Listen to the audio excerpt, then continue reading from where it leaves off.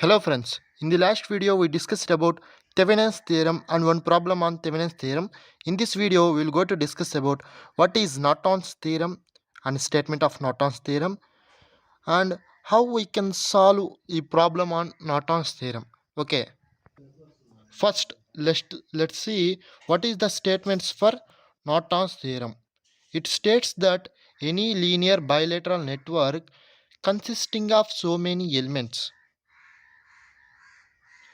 and sources replaced by single equivalent circuit, that is the current source IN connected in parallel with single resistance and also connected in parallel with a load resistor. Okay, this is the statement of Norton's theorem. Norton's theorem states that if we have a circuit that consists of a number of elements and sources, we simply replace that number of elements and sources by the single current source connected in parallel with the single resistor and also connected in parallel with the single load. Okay, single load resistor.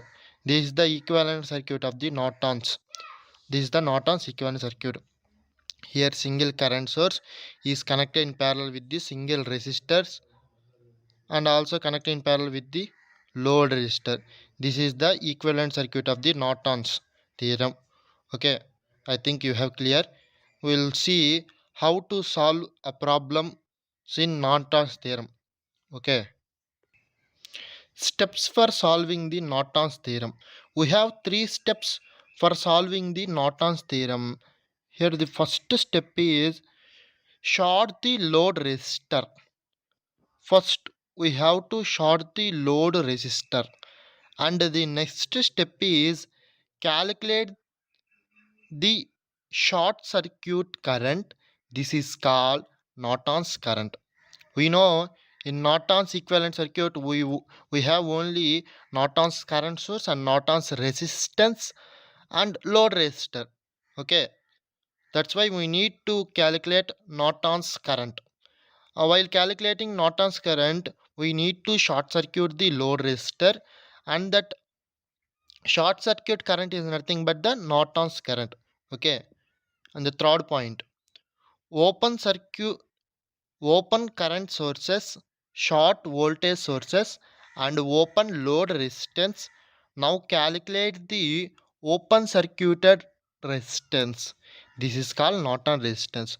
We know in Norton's equivalent circuit, a resistor connected parallel with both load resistor and the Norton's current source. That resistor is known as Norton's resistor. We can calculate the Norton's resistance value by simply short circuit the voltage sources and open circuit the current sources and also open the load resistance.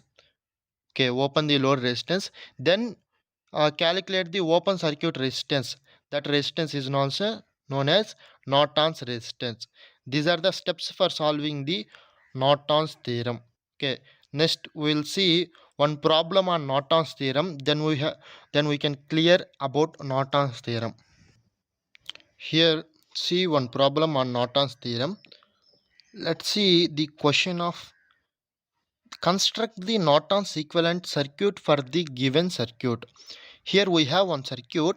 We have to construct the Norton's equivalent circuit for that circuit. We know in Norton's equivalent circuit we have only one current source connected in parallel with the Norton's resistor Rn and connected in parallel with the load resistor. This is the equivalent circuit of the Norton's Norton's equivalent circuit for any circuit. Okay, here we have this circuit. The circuit consists of the 12 volts voltage source and some resistors and 1.5 ohms load resistor. Here we need to calculate Norton's current and Norton's resistor. Because load resistors are already given in the circuit itself, we need to calculate only two things. One is Norton's current source and another one is Norton's resistors. First, in first step, short circuit the 1.5 ohms load resistor as shown in the below figure. First, we have to short this 1.5 ohms load resistance. Okay. First, we have to short the load resistors like this. After short circuiting the load resistor, the circuit will become like this.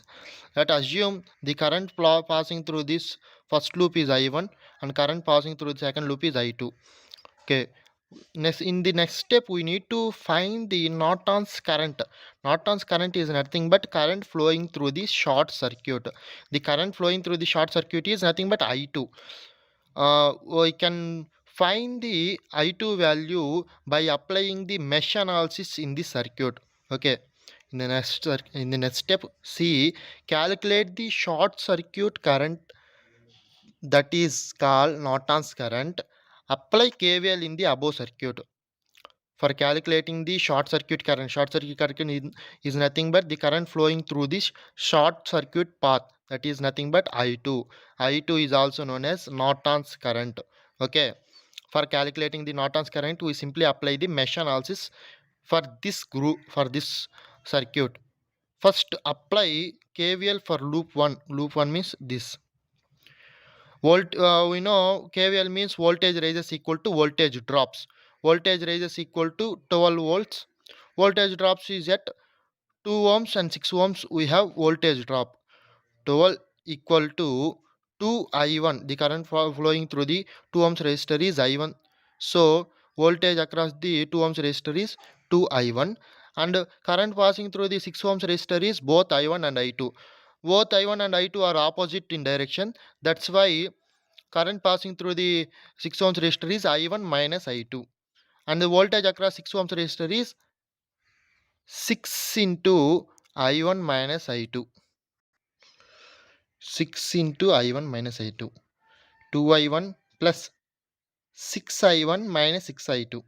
Here 6I1 minus 6I2. 2I1 plus 6I1, 8I1 minus 6I2. This is the equation number 1. Next, apply the KVL in second loop. That is 3I2 plus 6I2 minus 6I1 equal to 0. And this is the second equation. Now we need to calculate the I2 current. Simply solve these two equations, we can get I2 current. I2 current is nothing but the Norton's current. Okay. Solve the above two equations, we get I1 and I2. For solving the above two equations, what we have derived from the circuit, by solving that equations, we will get I1 and I2 currents. I1 equal to 3 amperes, I2 is equal to 2 amperes. We know we want I2. I2 is nothing but the short circuit current or Norton's current. In the above circuit, I2 is nothing but short circuit current or Norton's current. Okay. That means we calculated the Norton's current. Next, we need to calculate the Norton's resistance.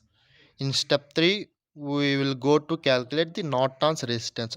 For calculating the Norton's resistance, first we need to short circuit all the voltage sources and open circuit all current sources, and simply open the load resistance and find the total resistance.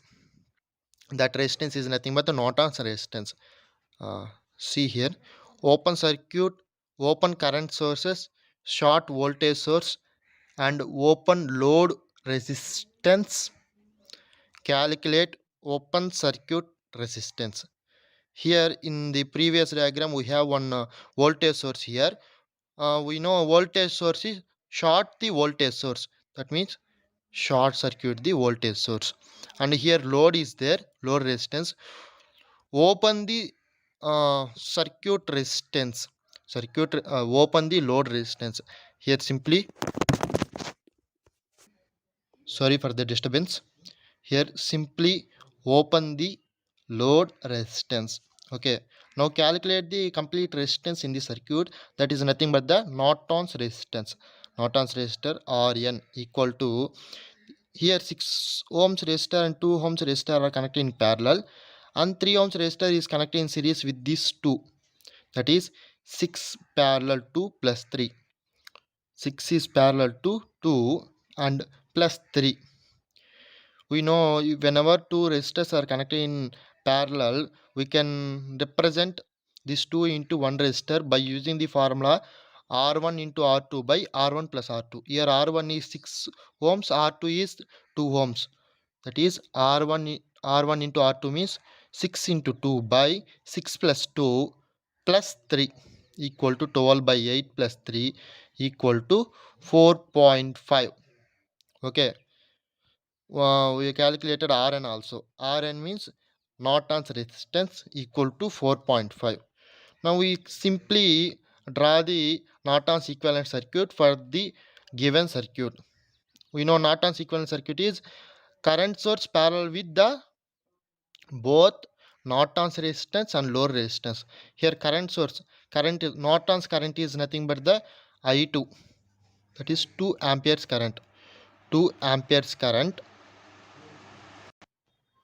Here the Norton's current is IN equal to 2 amperes and Norton's resistor Rn equal to 4.5 ohms.